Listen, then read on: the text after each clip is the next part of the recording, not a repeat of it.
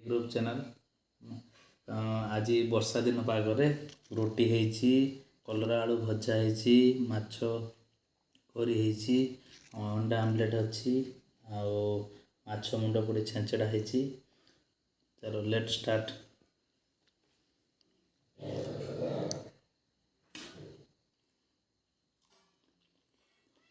कलरा भजा भल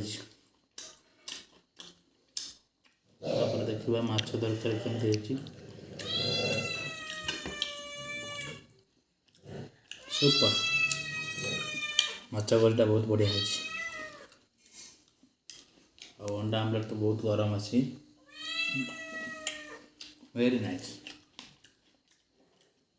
तापर जी मुंड छेंचड़ा पाक केमती मुंड छेंचड़ा कॉफी पड़ी कि छेंचड़ा है पूरा देसी स्टाइल राजबाब पूरा सुपर।